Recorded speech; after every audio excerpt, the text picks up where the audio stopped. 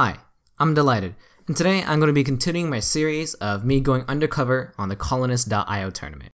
So I'm going to be skipping right to my semifinals game because I have a long list of videos to edit and I sort of just want to finish the series pretty quickly. I barely managed to get into the semifinals. I was the 16th spot, and I also lost my 2 preliminary games, but I was able to get a high enough points total to get me into the semifinals game. So here's the game. I'm in the first position, and I see that there is a strong or wheat sheep on this board, and that is the 8-4-10. And the ports that go along with it is the wheat port and the wood port. And I think there's a decent amount of wood and also a decent amount of wheat on this board, since I might be able to get on the 9 wheat in addition to the 4 wheat, so that'll make the wheat port pretty useful. I also see that there's a good chunk of wood on the board, so the wood port can be useful. And I also know that if I don't take the 8-4-10 right now, then the second player is going to get the 8-4-10 and have an even stronger spot, which almost forces me to take the 8-4-10 as first position. This game was being played on voice chat, which is why I'm not commentating it live. I was able to communicate with my opponents. So for this game, we were using voice chat, and in red, orange, and me, green, were on the call, but blue was not. So second position takes a 6-3-9, and they point the road upwards.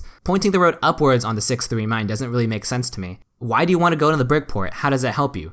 There's only one brick spot that's going to be available, and that's going to be the 5-8-10. So you're not going to have brick unless you're going to be committing to go in the 8-3. And if you're pointing a road upwards so you can try to get on the 2-9-10, I can take that as a last settlement spot. And 2-9-10 has a free road, and you can immediately get cut off to the brick port. And also, since the 5-8-10 is also close to the brick port, whoever goes on the 5-8-10 is going to be very tempted to build all the way to the 6-2 brick port, so they can convert all their bricks to whatever they need. And just like that, third position decides to take the 5-8-10 and point to the left, potentially getting on the brick port or the 3-1 port. Now fourth position decides to take the 9-4-11 and the 5-9-10. I think this makes sense because they're pointed towards a wheat port. They want to play a wheat port game where they go in the wheat port, convert the wheat to ores, and play a development card game. And they also have the option of building on the 8-3, further reinforcing the development card game. And not only that, they're also close enough to connect their roads too if they ever need it. However, I like to note that without the wheat port, orange is sort of screwed, and if they do lose the wheat port to me, then they have to get on the 8-3 to have a game started. So it rotates back to third position, and they take the 5-6-11, and this allows them to get the coordinated 5s and starts with some sheep. So they're starting with wood brick sheep, and they point their road to the right, so they can try to get on the 3-1 port for the 9 wheat. So they're going to have a really strong road building. They're essentially a road machine. They're going to be building a ton of roads, and they can get to the open spots such as the 10-3-11 or maybe the 10-9-2, but they might have trouble getting cities. So for the 7th pick of the game, red decides to take the 6-4-11, which makes sense to me. I like this because it's a pretty sneaky ore eat sheep game. Red has 2 split ores, which are both low, so it never gets blocked. They're on decent wheat, and they have double strong sheep. And they can get on the 3-1 port and convert it all. I think red has a pretty good setup. So now for me, as the last pick of the game, the 2-9-10 is open, and I have an option of getting the free road. So I could place on the 2-9-10 and point to the left and cut off red to the 6-2.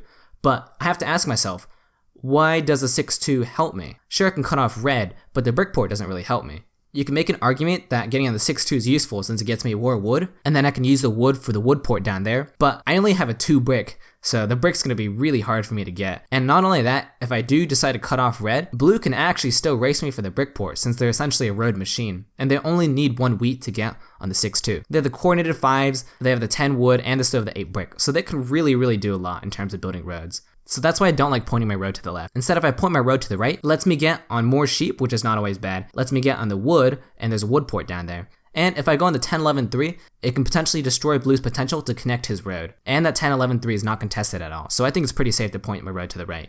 So the first roll of the game is a 10, and I'm only 1 brick away from getting a road and a settlement. So I click on my road and decide to build it. But before I do anything, I think, wait, is there anywhere else I can build this road?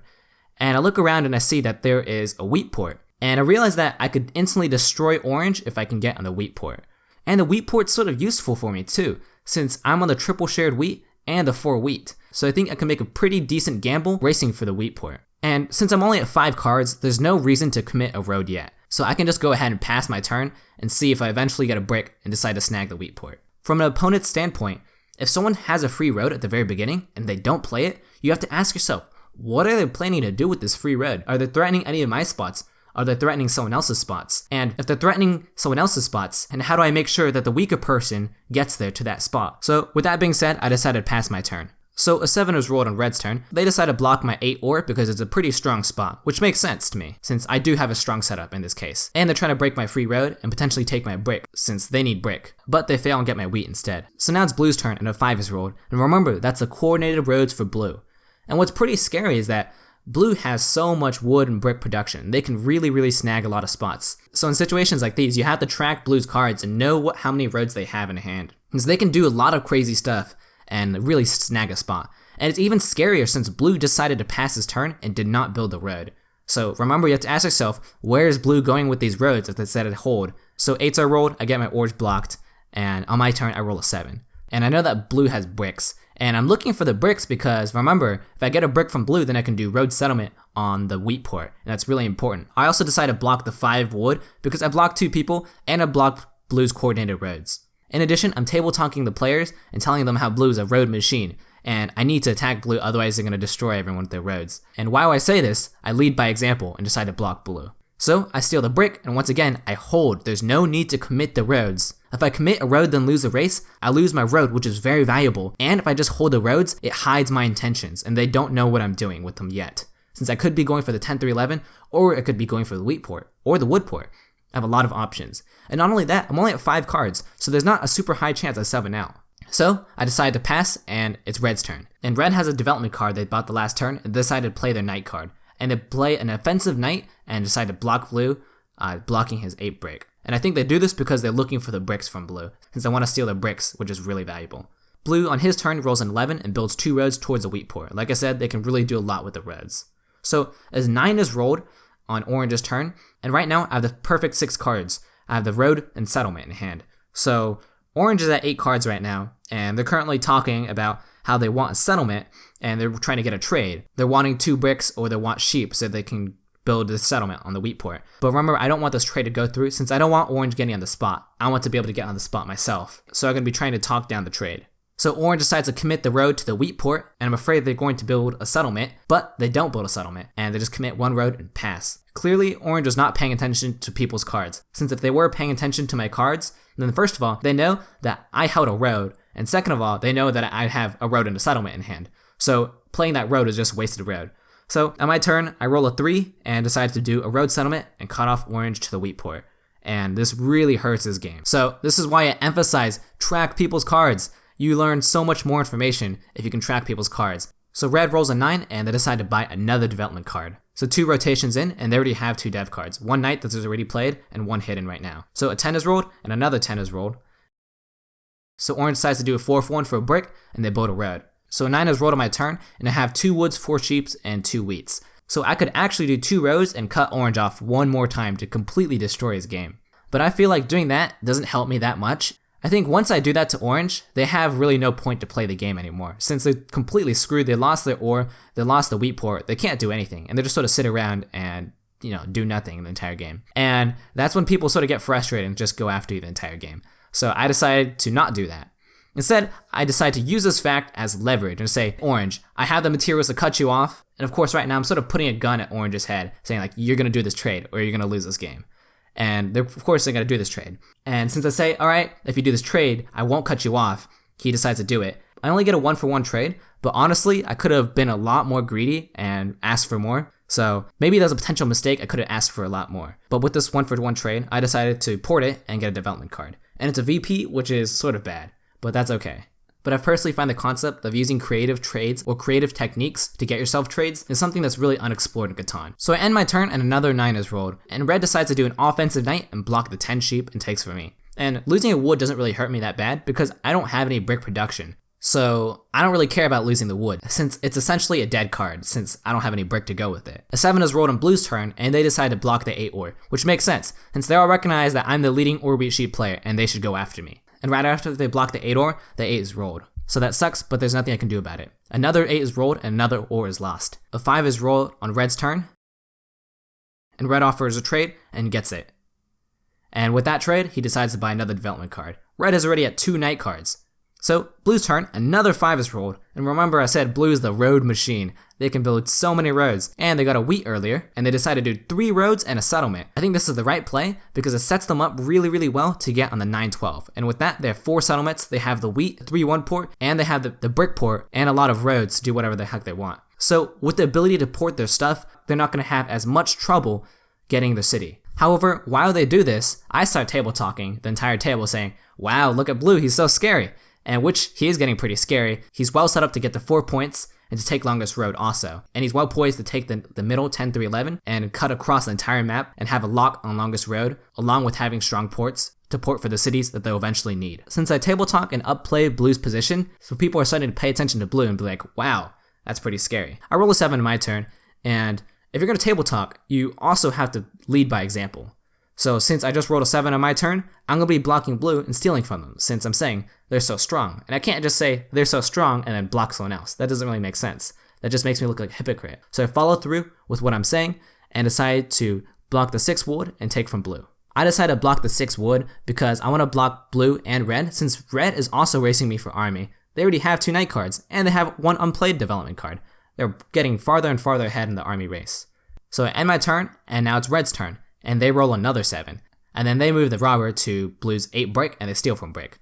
So, looks like my table talk is starting to work. Also, Red declared that they are looking for a brick, and I was saying, well, you better block the leader, and Blue has the only brick in hand. And then decided to play an offensive knight card and block Blue's 5 brick to try to pluck for the brick.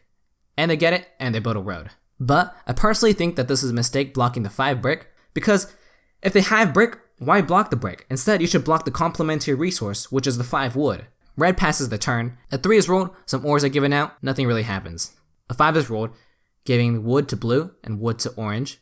Then the 8 is rolled, giving me ore and giving Blue a brick. Red is at 5 cards, and they actually have largest army right now. So they are trading for sheep, wanting it, offering wood and offering wheat. This trade doesn't really make sense for me since it doesn't complete any sets for me. He trades with Blue, giving him a wheat. Now with that trade, Red buys a development card. But trading Blue wheats is such a critical mistake. Wheat is the one card that they don't have, and once you trade this wheat to Blue, as long as we don't trade the wheat to Blue, Blue is forced to port for it to get a lucky steal. And that's what we want to do. We don't want to give people free cards that they don't have. So this trade by Red was a really bad mistake. You don't give people wheat when they don't have wheat. When I say no wheat equals defeat, that only applies when people don't trade them wheats. So I tell Red, listen, giving Blue wheat is dangerous, and next time you're willing to do that, I'll match your offer so you don't give it to Blue. But it's too late, the deed is done, and Blue has a wheat. So Blue rolls a 7, and they move the robber onto 8 ore, and they steal from me. Now Blue has ore and wheat in hand. An 11 just rolled, Blue has sheep now, and so does Orange, and Blue has a development card in hand since they just got an ore, wheat, and sheep. So Orange is trying to build a settlement on the 8-3, and they're offering 2 sheeps and a wheat in exchange for 2 woods. Now once again, I'm table talking against this trade, trying to talk it down, saying don't let Orange build on the 8-3. Hence, if they build on the 8-3, they can start doing a lot inside the game. But as long as we don't let Orange build on the 8-3, they're a dead player, they cannot do anything. Once again, a good rule of trading is, does this trade help me more, or does it help my opponent more? So an 11 just rolled, and Red got ore. So they're taking 2 sheeps and a wheat so they can buy another development card. Now as Red, you have to ask yourself, does getting development card material help me more than letting Orange be on the 8-3? So you're trading a development card for settlement, and you're letting Orange play their ore, wheat, sheep game. You're allowing your own win condition competitor to start. Accepting this trade is a terrible trade. Even if you get 3 cards from it, think about what you're allowing your opponents to do. And if you don't trade, Orange is forced to 4 for 1, or they're forced to hold with over 8 cards. So I do my best to talk down that trade, but Red still does it. I think it's another trading mistake by Red. So with that, Orange gets a perfect settlement on the 8-3, and they're left with 0 cards. I'm pretty disappointed, however, I now have someone on the 8 ore with me, defending it, since Orange should be buying a lot of dev cards, so hopefully this 8 ore will be defended. A 10 is rolled, and Red buys a dev card, because that's what the trade they're trying to do. A 7 is rolled, and I toss the wood, because I don't have any bricks to go with it, and I toss a sheep because I have a bunch of extra sheep. And I want to keep the wheats because I have the wheat port, remember they're flexible. Blue still thinks I'm a big threat, which I sort of am, and decide to block the 4 wheat, and they steal from me. But this makes no sense at all, since they could just block the 9 wheat, and that's just straight up better. So I don't know why they blocked the 4 wheat. That's a clear mistake by Blue. So in Orange's turn, he rolls a 2, and I regret tossing my wood, but 2s are pretty rare to be rolled. So now it's my turn, and I roll an 8. So I just got a little bit of ore. And currently, I'm at 5 cards. So I could buy a development card, or I could hold for the city.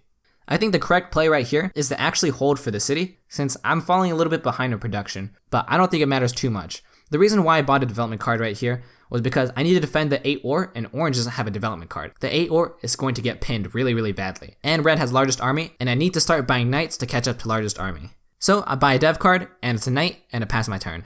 So Red rolls a 7, and he decides to block the 5 brick because he thinks Blue's a big threat, which they are since they can build a lot of roads.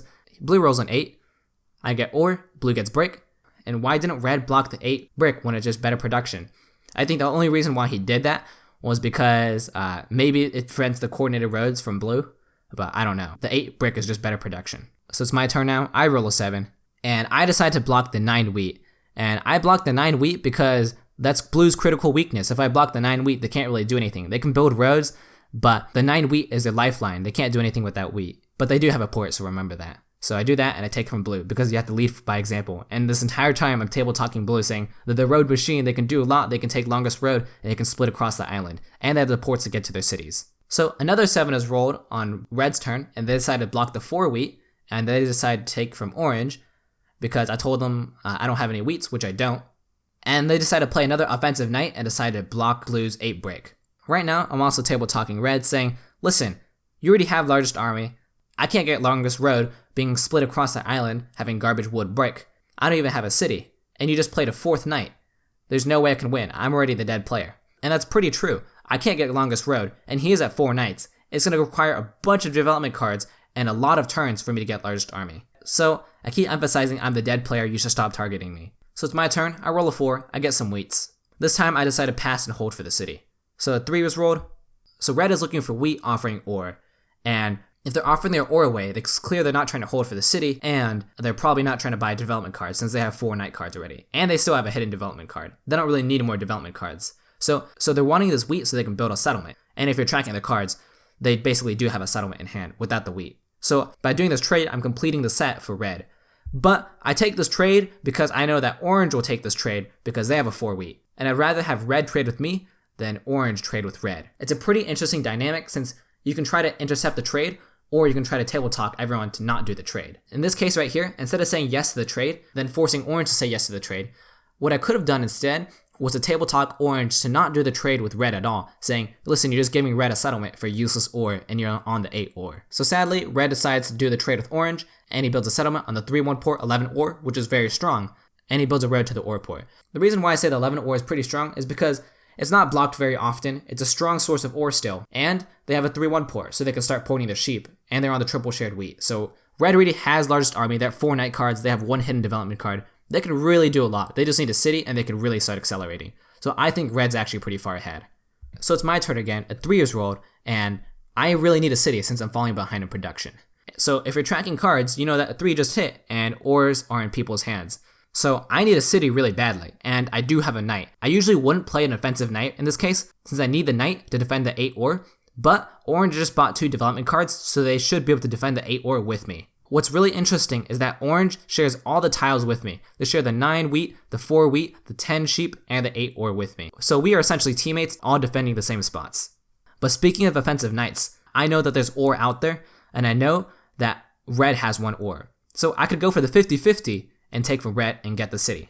Or I could get 100% city just by talking with red and communicating. Once again, I offer red a creative trade. I say, listen red, I'm going to offer you this trade, and if you say no, I'm going to forcefully take the ore from you. So at first red says no, and I said, alright, listen, I really don't want to do this, and I'll give you 2 cards for this ore. And red decides to give in and give me the ore, completing my city. And I was also saying, I don't want to waste a robber on you when I should be blocking blue. So I end my turn as 4 is rolled on red's turn. They pass, they don't do anything. It's blue's turn, they roll a 2, I get bricks. They pass, it's orange's turn. A 7 is rolled, orange decides to block blue on the 8 brick. They pass, it's my turn, and an 8 is rolled. I decide to use this turn and table talk and reinforce my positioning one more time, saying, listen, how do I win? You have 4 knights already. I don't have army. I'm not going to get longest road. I have to get the 10 points the hard way. This is a really hard game for me to win. Which is once again really true. I cannot win this game with that largest army, and they have 4 knights on 0. It's really, really hard for me to win. And I was saying that inside the chat towards blue. Also saying that to everyone else on the voice chat. I'm saying this because I was getting robbed still, when I'm emphasizing you should be targeting blue. So it's orange's turn, they roll a 10. So it's my turn, I have a knight card and I'm going to be playing it since it's on my 8 ore, which is a spot I need to defend. Also, what's really interesting is that it was on the 8 ore and orange did not play a knight card at all. Instead, they decided to buy another development card. This tells me that they don't have knight cards. So I play my knight card, I block the 6 sheep and I decide to take from red since they have bricks and because tit for tat. Don't block me when you should be blocking blue. I roll a 2 on my turn, getting me some brick. So I've decided to build my road to the 10-11 since I want to split blue's longest road. And the 10-11 is a strong production with the wood and the wood port down there that I hope to eventually get. So 6 is rolled, and red does not play a knight card. And this turn, they actually forgot to play a knight card when they did have a knight. So they decided to block the 10 wood, and they decided to steal from blue. So now red is at 5 knights. If 4 is rolled on blue's turn, and every single time if 4 is rolled, that's a free card for me since I have a wheat port, so that's pretty nice. And I have a settlement in hand. So a 10 is rolled, and it blocks my wood, which really hurts since I needed the wood so I can build a settlement. So it gets to my turn, and I roll an 11, and I actually completely forgot to play the knight card right here. So this turn could have been a lot better. This is probably one of the worst turns I had inside this game. So the first mistake I made was not playing my knight card. The second mistake I made was not using the knight card to threaten for a trade. Since I'm looking for the wood right now, I can just say, listen, either you're going to give me this trade, or I'm going to have to steal it from you by playing this knight. I'm offering my brick for wood, since I'm only going to need 1 brick to get on the 10 through 11. But this is probably a mistake, since I need the bricks later to get on the wood port. And I also don't know why I'm trying to negotiate a trade, when I can just get there myself with the wheat port. It doesn't really make sense. And I really shouldn't be trading red right now, since at 11 just hit, and I know they just got 2 ores. So I gotta deal with red, which I think is a total mistake, since I can just use a wheat port for the same result. So I build a settlement and I end my turn. So on red's turn, a 5's rolled, giving blue road. And I think here's the only saving grace about that bad trade I just did right there. Red actually had a city in hand if you're tracking the cards, and they decided to do 3 for 1 for a wood, and to not get their city and build a settlement. That's a total mistake to me. Why does a settlement on the 4 sheep, why is that better than a city? It's not. Getting your city is way more important than getting a settlement on the 4 sheep. So blue's turn, 10 is rolled. It's still blocked, I forgot to play my knight card, and if I did move my knight, I'd have 2 woods in hand, and I'd be able to do road settlement. So pretty big mistake. Blue decides to build 2 roads to the 8-3, getting them their last settlement. It's orange's turn, a 4 is rolled, and now they have wheats, there's 7 resources, and 4 development cards. They decide to play one of their development cards, and it's a road building, and they have a settlement in hand. So they road building to the 8 ore wood port, so they can start converting the woods to whatever they want. It's my turn, and I forget to play my knight card again! In fact, I completely forget that my knight even exists, and I don't move it at all this entire turn. A 6 is rolled, and I could have prevented some resources from other players. So pretty big mistake. And so I buy knight card, not realizing that the robber is on me. This is embarrassing. A 4 is rolled on red's turn, giving me wheat, giving red sheep, and giving orange wheat. And this turn, they should have a city in hand. So they decide to get their city on the 6-4-11, which is super scary. Now with an 11, they have 3 ores, the 4 sheep is a free card, and they still have the 6 sheep to port for whatever they want. They are getting very, very scary. Blue rolls a 7, and they still steal from me, and they build a settlement. So now blue has built 5 settlements and has taken longest red. A common problem for wood brick players is that they can't get cities, and that's why I have a saying called no ore 7-point score, since the 7-point score comes from getting 5 settlements and longest red. Although this isn't really true, since you can get a city with ports, you can buy a victory point, but you get the general idea of, if you don't have ore, it's going to be hard to get cities. So it's orange's turn, and he rolls a 4, and he doesn't play a knight card before he rolls. What is going on? He has to have monopolies or victory points, or he has a road bidding and is saving them. Or he could have all 3. Let's see. And I'm orange's turn, I start table talking saying, whoa, they didn't move the knight. They could be deceptively close to winning if they take longest road. If they have a road bidding and they build 1 road, they're at 10 roads. And those could be 2 victory points, bring them all the way to 8 points. And with the strong ores and wheats, so they're a lot closer to winning than you think. But orange decides to silence me, just by saying, oh, I forgot to play my knight card. And they move the knight onto the 8 break. So he steals from blue and buys another development card. So it's my turn, I roll a 7, and I decide to block red on their 6 sheep. I play an offensive knight on the 11 ore because I have an extra knight in reserve, and I want to stop red from getting their cities, and I want to stop red from getting their development cards. An 11 giving 3 ores is so bad. So on this turn, I realize that I have 2 knights already played, and I have 1 knight as a down card. And I also see that red has 5 knights played, but 0 down cards, and they're only at 2 cards themselves. So I could actually try to take largest army. And with the higher amount of knights gone, that means that there's a higher chance that victory points are inside the deck. So I decided to trade with the bank, 4 wheats for 2 ores, and buy 1 development card. But this is another mistake. There's no need to convert twice at a time. Always convert 1 card at a time when you buy development cards. I should have just converted 2 wheat for 1 ore, buy development card, see what I get. Do I need to buy another development card? And in this case, I can't even buy 2 development cards. There's no need to convert that wheat. All it does is lower my hand size by 1. There's no need to do that.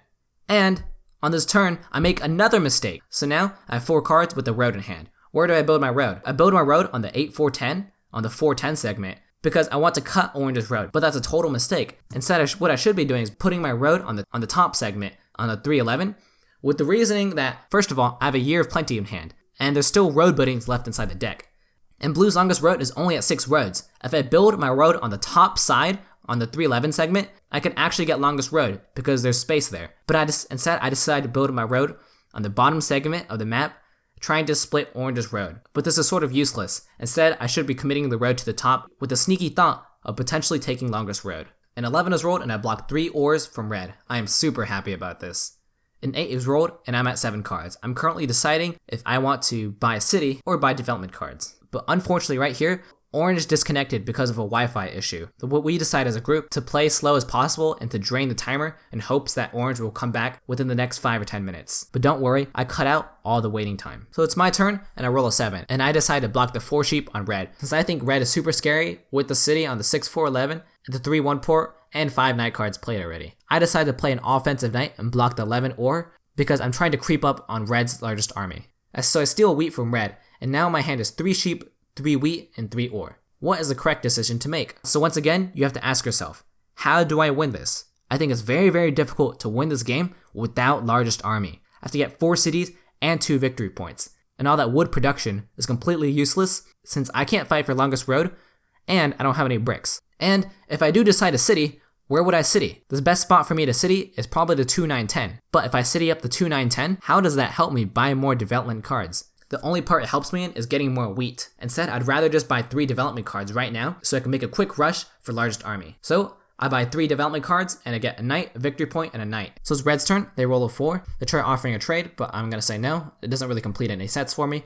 And I know they're trying to buy development cards. It doesn't really make sense to trade. It's blue's turn, they roll a 7. They move the robber on the 8 ore, and they decide to steal from me, taking my wheat. Also, this turn, orange comes back. Hooray! So it's orange's turn, and he's back to playing again, and he rolls an 11. He's at 3 cards, so there's not much he can do, so he passes.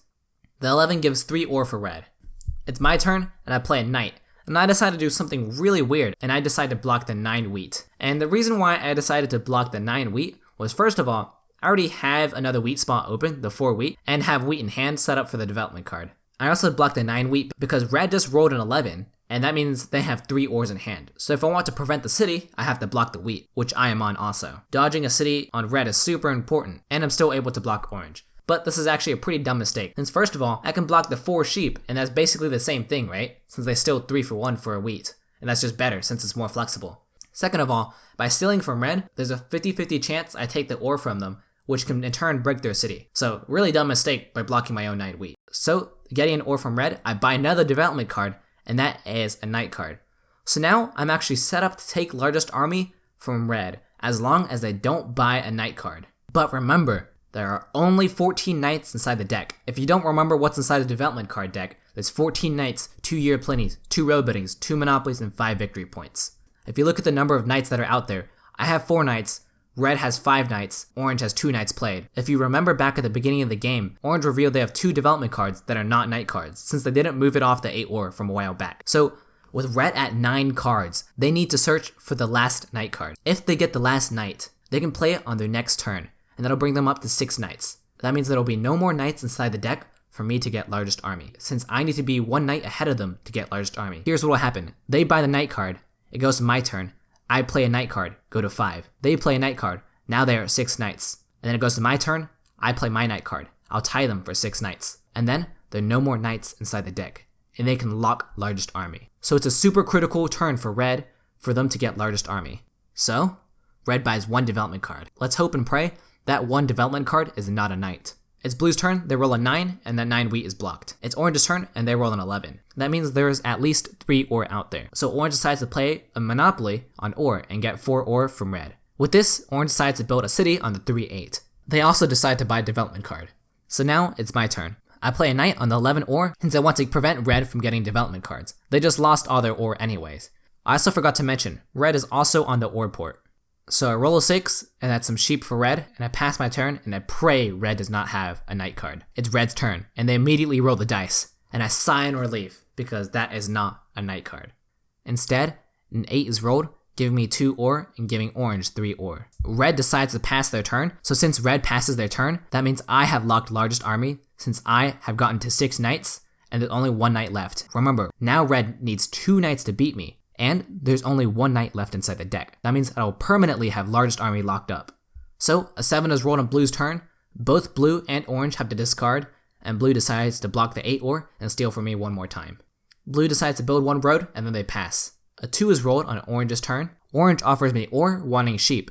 And I say no to this deal, but it's debatable if you want to take this deal or not.